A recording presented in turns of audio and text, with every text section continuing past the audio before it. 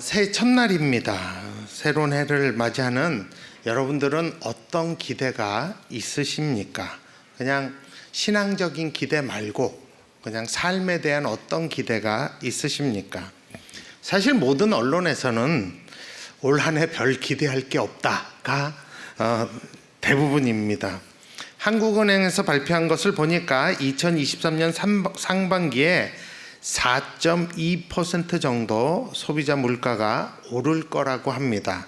이게 어느 정도 오르는 거나 하면 여러분 올해에도 마트나 식당에 가보시면 전반적으로 가격이 10% 이상 다 올랐습니다. 근데 올해 소비자 물가 지수가 5.1%가 상향이 된 겁니다. 그러니까 아마 올해, 작년이죠 그건. 올해에도 소비자 물가 지수가 4.2%가 상승할 거란 말은 한 모든 가격이 한 10% 정도 더 오른다고 보면 될 것 같습니다. 정치를 보더라도 참 암울하고요. 국제적인 정세도 우리 기도와 달리 좀 암울합니다. 선교지 상황은 더합니다, 여러분. 선교지들은 굉장히 더 어렵습니다. 그래서 올 한 해가 기대가 되기는커녕 더 겁날 수 있고 더 낙심될 수 있으며 더 걱정하는 분들이 꽤 되시는 줄 압니다. 그런 분들을 위해서 새해 첫날 저는 시편 42편 43편의 말씀을 가지고 하나님의 뜻을 조금 분명하게 하고 싶습니다. 여러분 시편 42편과 43편은 한 번에 읽어야 되는 시편입니다. 왜냐하면 대부분 학자들이 이게 원래 하나의 시였다. 그런데 노래하는 자들이 부르기 편하게 하게끔 그것을 둘로 나눠놨다라고 이야기합니다. 시편 42편과 43편은 문체나 운율 구조에 있어서 너무 똑같고요. 특별히 결정적인 것은 이 후렴기가 42편 5절이나 10절이나 43편 5절이 동일한 후렴구가 나오는 것이 이게 원래 하나였다라는 원래 편 이런 거 옛날엔 그런 거 없었는데 하여튼 그랬다고 학자들도 다 동의를 합니다. 그리고 시편 42편과 43편의 저자는 대부분의 학자들은 다윗일 거다라고 대부분 동의를 합니다. 다윗이 지은 시를 고라 자손들이 노래하여 만들어 놓은 것이 시편 42편과 43편이라는 이야기입니다. 지금 다윗은 이 시편 42편 43편을 통해서 자기 인생의 한 이 경험을 바탕으로 자신이 배운 이 귀한 신앙의 비밀을 후손에게 가르쳐주고 세뇌시켜주는 역할을 하고 있습니다. 여러분 다윗의 인생을 알면 인생 말년에 일어난 가장 큰 비극적인 사건 하나를 아실 겁니다. 그것은 바로 아들 압살롬의 쿠데타입니다. 또 바람 많이 피셔서 애가 많거든요. 그래갖고 다윗 자식들이 싸움이 많았습니다. 사무엘하 15장을 보면 이 압살롬의 반역은 이 압살롬이 백성들의 민심을 얻어내는 것에서 시작을 합니다. 그리고 다윗 시대의 아주 유력한 정치가인 아히도벨을 영입해서 자기 편으로 만들어서 차근차근 정권을 장악해 가는 모습을 볼 수 있습니다.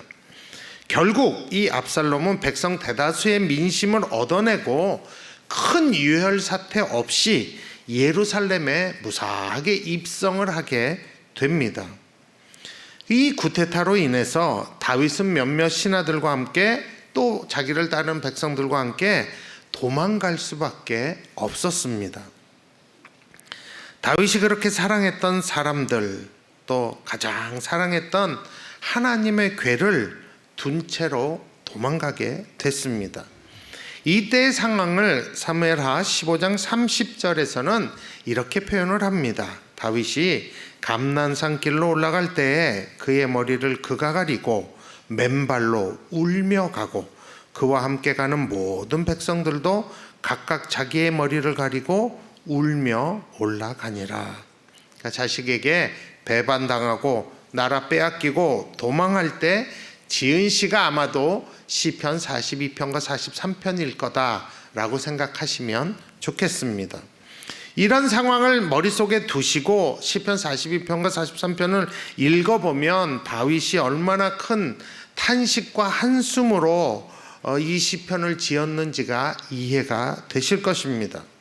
여러분, 우리는 다윗이요, 말년에 잘못한 것도 많지만 다윗이 정말 하나님을 사랑했다는 것, 특별히 하나님을 예배하는 걸 너무너무 좋아해서 수많은 시편들을 짓고 늘 하나님을 찬양하고 예배하도록, 또 하루 종일 하나님을 찬양하는 것을 끊이지 않게 하기 위해서 정말 성가대와 찬양팀들을 조직했던 것을 우리가 잘 압니다. 다윗은 예배의 사람이었습니다. 그런데 이 도망갈 때 다윗이 그렇게 예배를 좋아했던 다윗이 더 이상 하나님의 궤 성막에 가까이 가지 못하게 된 겁니다. 도망자가 되어서 자기 자식의 눈을 피해 여기저기 도망다니게 된 것입니다. 그러니 다윗이 자신이 드렸던 그 예배를 몹시도 그리워할 수밖에 없습니다. 이런 맥락에서 보면 시편 42편 1절에 사슴이 시냇물을 찾기에 갈급한 같이 내 영혼이 갈급하다는 고백이 더 와닿습니다. 또 2절에는 내가 어느 때에 나아가서 하나님의 얼굴을 배울까, 언제 거기 가서 다시 또 예배 드릴까 하고 탄식하고 있습니다. 여러분이 정말 예배를 사모하면요, 이 마음이 이해가 됩니다.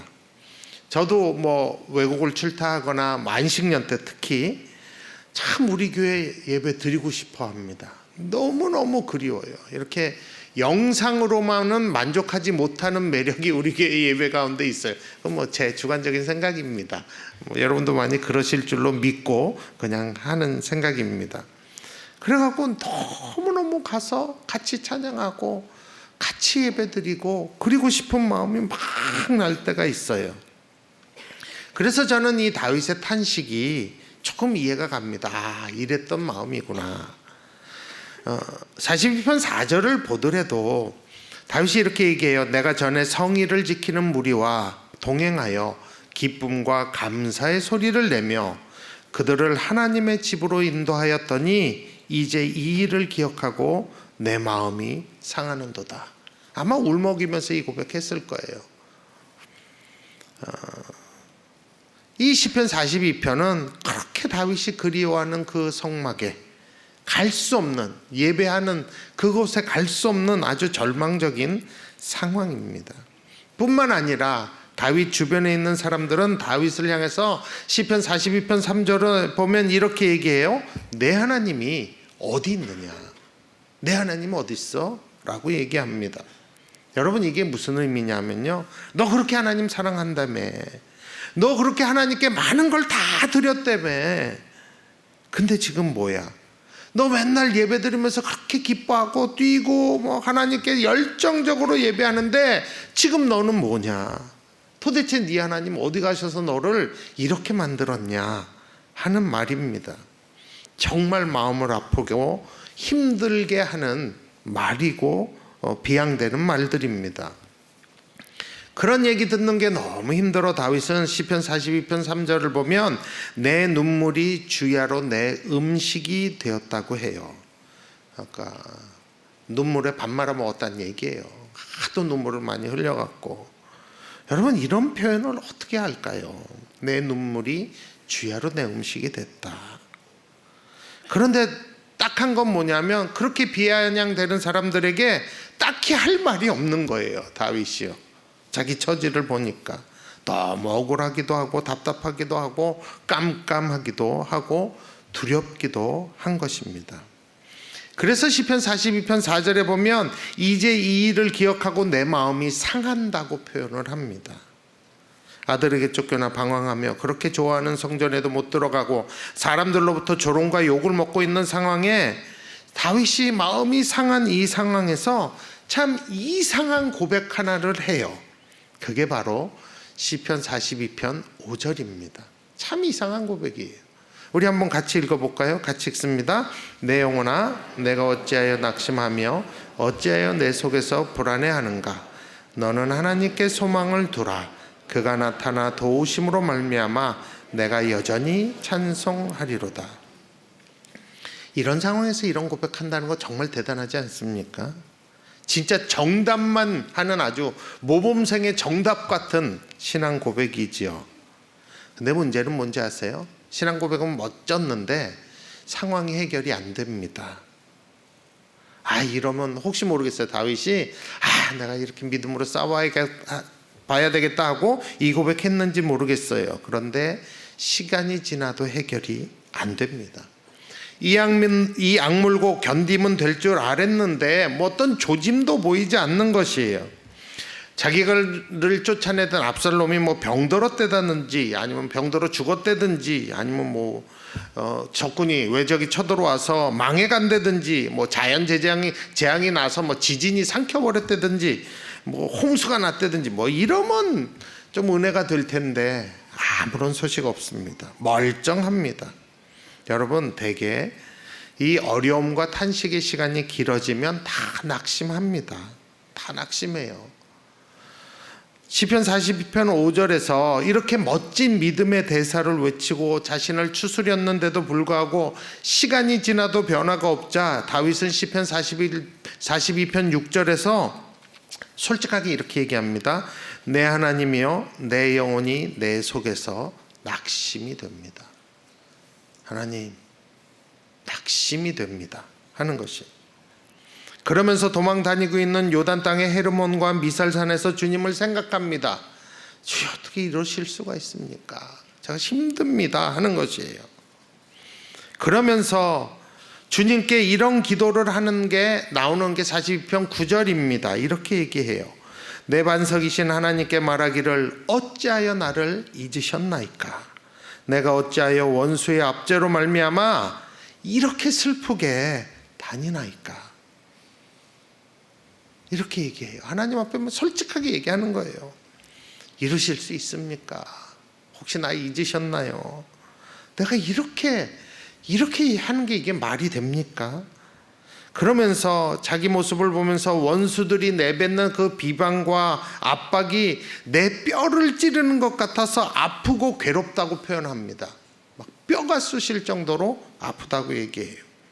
그러면서 여전히 사람들은 다윗에게 42장 10절을 봐도 내 하나님이 어디 있느냐 라고 계속 쏴붙이고 있습니다. 여러분, 누군가 우리를 이렇게 조롱한다면 얼마나 마음이 아플까요? 정말 그 마음 아픈 것이 다윗의 마음이었습니다. 그런데 시간이 더 지나가는 거예요. 해결이 안 되는 거예요. 그러니까 다윗이 42장 11절에서 또 한 번 고백을 하는 거예요. 또 한 번 힘을 내서 고백을 하는 거예요. 똑같은 고백이에요. 내 영혼아, 내가 어찌하여 낙심하며 어찌하여 내 속에서 불안해하는가? 너는 하나님께 소망을 두라. 나는 그가 나타나 도우심으로 말미암아 내가 하나님을 여전히 찬송하리로다. 여러분, 이때까지 시간이 길었어요. 이거 잊어버리시면 안 됩니다. 싸워보려고 다윗도 애쓰는 거예요. 그런데 여러분, 시편 43편으로 넘어가도 다윗의 문제는 해결되지 않습니다. 여전히 다윗은 자신의 상황이 이해가 되지 않고 나아지지 않은 것을 43편 2절에서 이렇게 고백을 합니다. 주는 나의 힘이 되신 하나님이시거늘 어찌하여 나를 버리셨나이까? 내가 어찌하여 원수의 억압으로 말미암아 슬프게 다니나이까? 그러니까 다윗은 여전히 탄식과 두려움과 소망 없음과 슬픔이 그 안에 있는 것입니다. 그런데 그때 이 절망적인 상황에서 이 다윗이 정말 이상한 기도를, 상황을 바꾸는 기도를 합니다. 참 놀라운 기도를 해요. 여러분, 저는 다윗의 상황을 이 기도가 바꿨다고 생각을 합니다. 탄식 가운데 있는 자가 이런 기도할 수 있으면 상황 끝나간다고 저는 생각해요. 아주 말로 홈런 친 거예요. 그 기도가 바로 오늘 본문인 시편 43편 3절과 4절입니다. 같이 한번 읽어보시겠습니다. 주의 빛과 주의 진리를 보내시어 나를 인도하시고 주의 거룩한 산과 주께서 계시는 곳에 이르게 하소서. 그런즉 내가 하나님의 제단에 나아가 나의 큰 기쁨의 하나님께 이르리이다. 하나님이여 나의 하나님이여 내가 수금으로 주를 찬양하리이다. 여러분, 이 다윗이 한 이 기도는 자신의 모든 문제와 두려움을 먼저 안에서부터 해결해 주는, 어떻게 보면 예언적인 기도입니다. 무슨 정신으로 이 기도를 했는지 모르겠어요. 다윗이 정말 알고 했는지 모르겠어요. 아니면 성령이 이 기도를 하게 했는지 모르겠어요. 왜냐하면 이 기도 안에 얼마든지 계속 낙심하고 실망하고 두려워하고 좌절할 수 있는 이 상황의 해결책이 뭔지, 구원의 길이 무엇인지 이 기도 안에 다 들어있기 때문입니다. 여러분도 그런 기도 경험이 있으신지 모르겠어요. 저는 있어요. 한두 번 있어요. 어떤 문제 때문에 기도 많이 해요. 근데 어느 날 내 귀가 하는 기도 소리가 내 귀에 들려요. 그런데 갑자기 그 기도 속에 답이 있는 거예요. 무슨 정신으로 내가 알고 기도했나? 모르고 기도했나? 뭐 할 정도로 깜짝 놀라는 거. 내가 그 답을 얘기하고 있는 거예요. 다윗이 한 기도가 그런 기도입니다. 그 기도 안에 하나님의 응답과 길이 있는 것이에요. 해결책이 무엇인지, 오랫동안 고통하고 탄식하는 이 해결책이 무엇인지를 자기의 기도를 통해서 자기 귀에 들리게 된 것입니다. 그러면서 낙심과 불안과 탄식이 기쁨으로 바뀌어 찬양의 자리까지 갈 수 있는 비법을 이 기도를 통해서 자기가 깨닫게 된 것입니다. 여러분, 이 시편 43편 3절 4절을 보면 한 곳을 가르치는 3번의 표현이 반복됩니다. 다 한 곳을 가르치는 표현이에요. 볼까요? 주의 거룩한 산, 또 주께서 계신 곳, 이 원어는 계신 성막을 뜻합니다. 또 하나님의 제단. 여러분, 다 한 곳이에요. 여기가 하나님 계신 곳입니다. 다윗은 이렇게 하는 것이에요. 낙심되고 이렇게 불안되고 불안한 상황 가운데 어떻게든 거기만 갈 수 있다면 이 상황이 끝날 것이다 라고 자기가 기도한 것입니다. 주님 계신 그곳에 가기만 한다면 나는 기쁨의 하나님을 만나게 될 것이다. 기뻐할 일 아무것도 없는데 나는 기쁨의 하나님을 만나게 될 것이다. 그 하나님 만나면 자연스럽게 낙심과 근심 대신에 수금으로 찬양하는 그 상황이 반전이 있을 것이다 하는 것입니다. 이것은 마치 이사야 61장 3절의 말씀이 성취되는 것과 같은 것입니다. 거기 보면 무릇 시온에서 슬퍼하는 자에게 화관을 주어 그 죄를 대신하며 기쁨의 기름으로 그 슬픔을 대신하며 찬송의 옷으로 그 근심을 대신하게 하시고 그들이 의의 나무 곧 여호와께서 심으신 그 영광을 나타낼 자라 일컬음을 받게 하려 하심이라. 이것이 이루어지는 것이. 근데 문제가 뭔지 아십니까? 다윗은 지금 자기 힘으로 그곳에 갈 수 없다는 게 문제입니다. 그걸 알아요. 그렇기 때문에 다윗이 43장 3절에서 이렇게 기도해요. 주의 빛과 주의 진리를 보내시어 나를 인도하소서. 내가 갈 수 없으니까, 나는 낙심과 좌절밖에 할 수 없는데 주의 빛과 주의 진리를 보내서 나를 그곳으로 인도해 달라는 기도를 합니다. 그렇다면 여러분, 다윗이 한 이 기도 속에 주의 빛과 주의 진리는 무엇을 의미할까요? 여러분, 우리는 이거 작년 대림절부터 성탄절까지 내내 이 얘기했어요. 요한복음 8장 12절에서 예수님이 나는 세상의 빛이라고 했죠. 요한복음 14장 6절에서 예수께서 이르시되 내가 곧 길이요 진리라고 생명이라고 하셨습니다. 그러니까 주의 빛과 주의 진리를 보내시라는 것은 누구를 보내달라는 거예요? 예수님을 보내달라는 거예요. 메시아를 보내달라는 것입니다. 그리고 이사야 43장 5절에 보면 그가 나타나 도우신다라고 해요. 이 도우신다는 헬라어가 구원하다라는 뜻을 가진 단어인데 예슈아라는 단어예요. 여러분, 예슈아 뭔가 떠오르지 않으십니까? 여기서 예수라는 이름이 나오는 것입니다. 그러니까 이 역사를 통해서 밝혀진 건 뭐냐면 우리를 하나님께로 인도하는 분은 빛과 진리이신 예수와 예수님이시다라는 것입니다. 다윗은 이 기도를 통해 빛과 진리 되신 메시아를 향한 소망이 생기고 구원자 예수야를 향한 믿음으로 하나님이 계신 곳으로 인도함을 받은 것입니다. 나의 큰 기쁨 대신 하나님께 이르게 된 것입니다. 그러니까 이렇게 간증하는 거죠. 이걸 남긴 거죠. 그런데 오늘의 결론, 어떻게 다윗이 이 기도의 자리까지 오게 되었을까 하는 것입니다. 상황 변한 거 아무것도 없고 어떤 조짐이 있는 것도 아닌데 늘 탄식하고 좌절하고 있다가 어떻게 이런 자리까지 오게 된 것일까? 저는 시편 42편 43절을 읽으면서 그 비결은 그가 반복하는 후렴구 때문이다 라고 생각을 합니다. 그 기도의 자리, 상황을 바꾸는 기도의 자리까지 이르게 된 것은 그가 계속 반복해서 처음엔 어떻게 했는지 모르지만 계속 반복해서 말하는 이 후렴구 때문이다. 가장 힘들고 탄식과 좌절의 순간에 습관처럼 다윗 스스로에게 한 이 말이다. 그렇기 때문에 그 말이 시편 43편 마지막 절에도 있다고 생각을 합니다.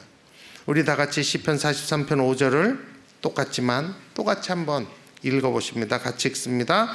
내 영혼아, 내가 어찌하여 낙심하며 어찌하여 내 속에서 불안해하는가? 너는 하나님께 소망을 두라. 그가 나타나 도우심으로 말미암아 내 하나님을 여전히 찬송하리로다. 여러분, 상황이 힘들어지면 낙심하고 불안한 거 당연한 겁니다. 정상이에요. 그런데 그거 그냥 내버려 두고 자기 연민에 빠지고 좌절하고 그렇게 하는 건 믿음 있는 자의 자세가 아닙니다. 탄식하며 좌절하는 자신에게, 그 자신의 영혼에게 다윗이 그랬던 것처럼 내가 어찌하여 낙심하며 어찌하여 내 속에서 불안해하는가? 라고 물어봐야 합니다. 네가 낙심하고 불안해하는 이유가 뭐냐? 하나님 말고 뭐냐? 단지 쫓겨났다는 게 너를 불안하게 하느냐? 사람들이 비난한다는 게 너를 불안하게 하느냐? 아니면 보이지 않는 미래의 불확성이 그렇게 너를 불안하게 하냐? 그런데 하나님마저 없다면 정말 낙심하고 불안해하는 거 당연하지만 다른 이유로는 아니라는 거예요. 그러면서 우리의 삶의 반석과 기초가 무엇인지 스스로에게 명령해 줘야 합니다. 이 문장의 명령 단어는 하나예요. 너는 하나님께 소망을 두라. 이게 명령이에요. 하나님께 소망을 두라.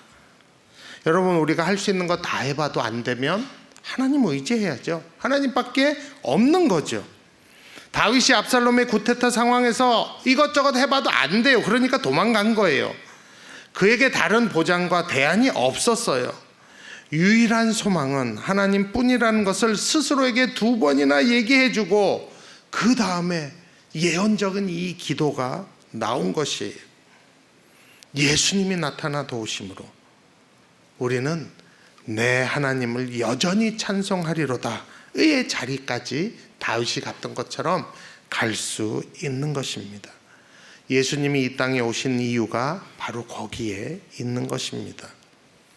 오랜 탄식과 고통과 탄압에서 우리를 구원하시기 위해 오신 것입니다. 계속되는 절망 속에서 우리를 구원하시고 어떤 상황에서도 큰 기쁨에 하나님께 나아가도록 회복하고 넉넉히 견디게 하시고 결국 이기고 바꾸게 하기 위해서 예수님이 오신 것입니다. 여러분, 이게 올해에 하나님이 우리에게 주시는 소망입니다. 올해 어떤 상황 가운데서도 이 소망 꼭 붙잡으면 예수님이 인도하셔서 하나님의 임재가 있는 곳으로 우리를 이끄시고 큰 기쁨의 하나님 만나서 찬양하는 자리까지 가게 하실 것입니다. 걱정이 많고 불안이 많은 새해가 썩 반갑지 않은 이 새해에 우리 입에는 다윗이 극심한 두려움과 탄식 속에서 스스로 한 이 고백이 바로 우리의 고백이 되어야 할 줄 압니다. 그러면 예수님이 실제로 우리 삶에 다윗에게 하셨듯이 기쁨을 맛보게 하시고 찬송의 자리까지 가게 해주실 줄 믿습니다.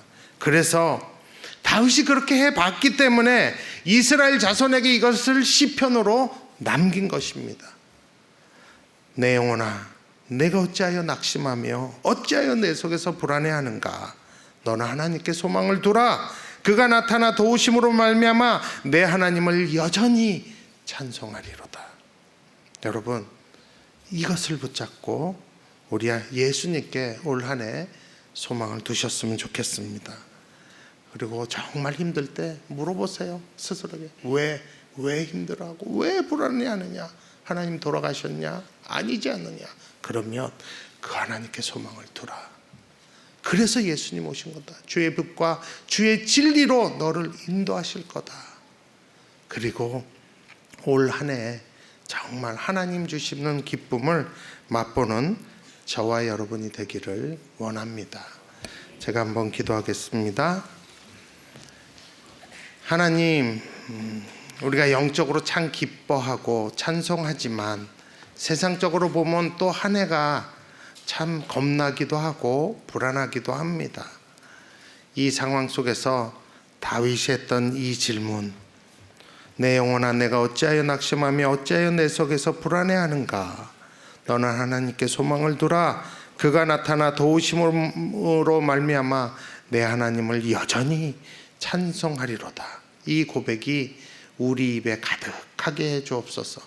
좌절되고 낙심되고 쓰러지는 그 순간에 이 고백 생각나게 하셔서 이 고백으로 말미암아 예수님을 의지하여 주의 자리까지 큰 기쁨의 하나님께 나가는 그 놀라운 역사를 우리에게 베풀어 주옵소서. 이 한 해 하나님께 소망을 둡니다. 예수님, 우리를 구원하여 주옵소서. 예수님 이름으로 기도합니다.